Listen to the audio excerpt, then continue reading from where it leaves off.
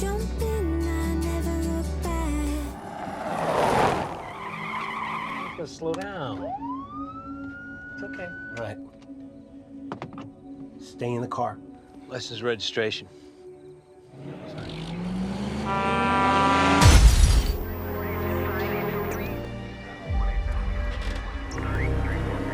Ma'am?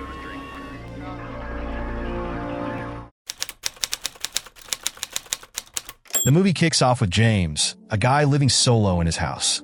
He wakes up at 7 a.m. sharp, heads to the fridge, and grabs a juice box. But plot twist, it's spiked with alcohol. The ironic thing?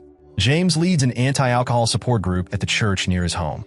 Every day, he hosts meetings where members share their struggles with quitting booze. Little do they know, James isn't exactly walking the talk. He sneaks alcohol into his tumbler, even though he always credits his sobriety to his son. Everyone in the group thinks James has turned his life around. They see him as a role model who's beaten his addiction and now lives a happy life with his son.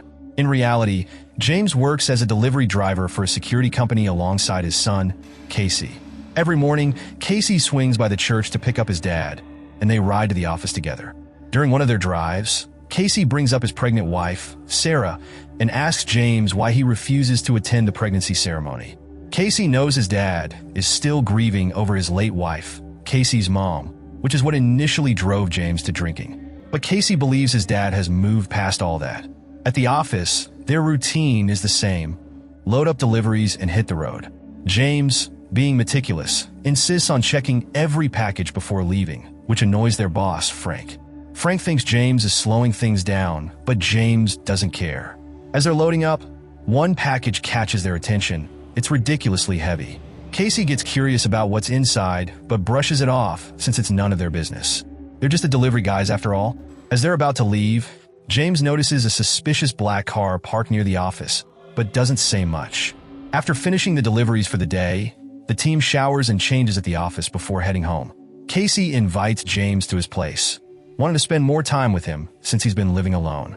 James hesitates, but eventually agrees. That evening, James visits Casey's house and gets a warm welcome from Sarah. He jokes that he's there to try Sarah's cooking and ends up sharing funny stories about Casey as a kid, much to Sarah's amusement.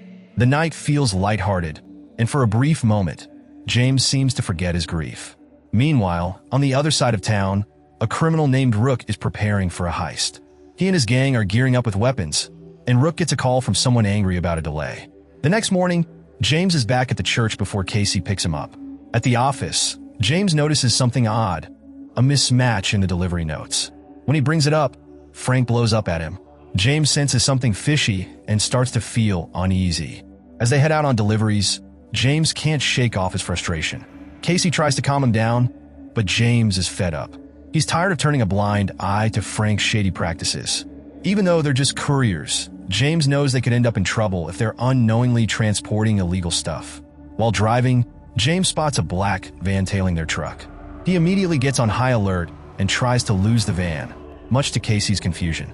Casey panics and attempts to call for backup, but there's no signal. Realizing they're on their own, James takes an alternate route, hoping to shake off the pursuers. They end up on an isolated bridge, but the van blocks their path, and armed robbers led by Rook surround them. James and Casey stay inside the truck as bullets fly their way. When a grenade hits the truck, they make a run for it. James, a former cop, stays calm and asks Casey to get ready with his gun. The father-son duo manages to take down two robbers, but James knows they're outnumbered. Their best option is to hide, so they retreat to the back of the truck and lock themselves in. Inside, James looks for a first aid kit to treat Casey's gunshot wound but finds nothing. He improvises by tying a rope around Casey's leg to stop the bleeding. Stuck in the truck with no cell signal, James realizes the robbers aren't going to let them walk away alive. Outside, Rook is frustrated that things aren't going as planned. He tries negotiating, offering to take Casey to a hospital if they come out of the truck.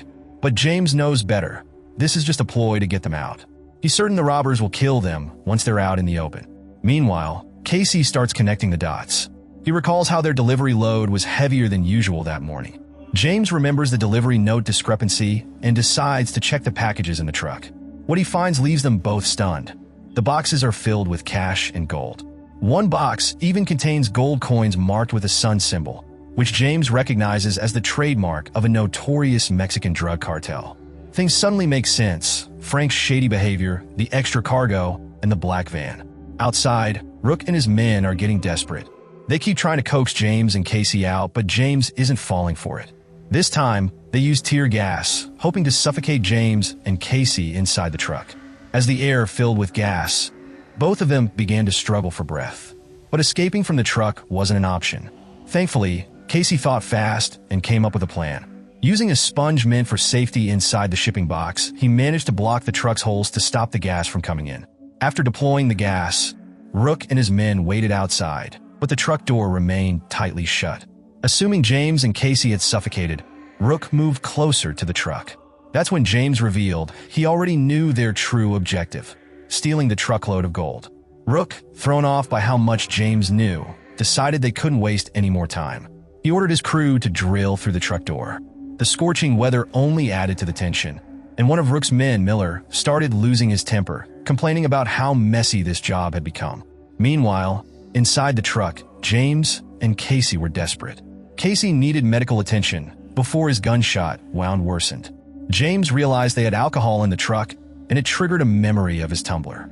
At first, Casey thought his father was reminiscing about his drinking days, but James was forced to admit that he had secretly continued drinking. This revelation shocked Casey, who began blaming his father.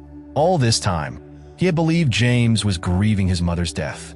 But now, he saw his father's stubborn nature, the same trait that ultimately caused his mother's death. A flashback takes us to the past when James took his wife and son on a camping trip, using a police car for the journey. One night, on a dark, unlit road, they were overtaken by a speeding car. Although he was off duty, James felt obligated to stop the reckless driver. Despite his wife urging him to let it go, James insisted that he needed to intervene to prevent an accident. Confidently, he confronted the driver, believing he had done his duty. But not long after, disaster struck. A sudden accident left James unconscious until help arrived. Casey, seated in the back, was badly injured but survived. Tragically, James' wife, who was sitting in the front seat and holding his hand, didn't make it. This memory haunted James with guilt, and Casey, feeling sympathy for his father, urged him to forgive himself. Returning to the present, James found his water bottle in the truck. He fashioned a hook to retrieve it and used the alcohol to disinfect Casey's wound. Then, an idea struck him to use the alcohol to create a makeshift bomb. He also kept an electric shock device as a weapon. Soon, Casey pretended to surrender. He called Rook, offering to come out in exchange for medical help. Rook, tempted to believe him, ordered the drilling to stop. But Miller convinced Rook that Casey was bluffing to gain sympathy. Miller was right. James had snuck out of the truck, waiting to strike with his makeshift bomb. Meanwhile, Casey continued to distract the robbers near the truck door. The robbers, caught off guard by James' sudden attack, prepared their weapons. James was ready for the fight, but one of the robbers, Adam, managed to shoot him. Luckily, James retreated into the truck just in time. Adam, enraged, threatened Casey, while Miller, frustrated and injured from an electric shock, urged Rook to end the ordeal by pushing the truck off a bridge. Adam opposed this plan, arguing the gold would sink into the river, making recovery impossible.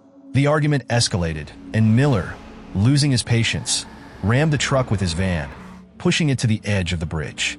Without hesitation, he blew it up. Water flooded the truck as James and Casey scrambled to escape. Casey's foot got trapped amidst the debris, and he urged James to save himself. But James, having already lost his wife, refused to leave his son behind. With determination and a bit of luck, James freed Casey, and they made it out of the truck. As they reached the riverbank, Miller appeared, ready to finish them off. A brutal fight broke out between James and Miller. Just when Miller aimed his gun at the injured Casey, Rook arrived and shot Miller, killing him instantly. Surprisingly, Rook, who had initially led the attack, saved James and Casey. He admitted defeat, knowing the gold had sunk to the bottom of the river, and warned them to keep quiet about the incident. James and Casey agreed, grateful for his unexpected help. In a twist, Rook left the scene in a black car with Frank, revealing the true mastermind behind the events. And that's how Rook pieced everything together about James and Casey's involvement.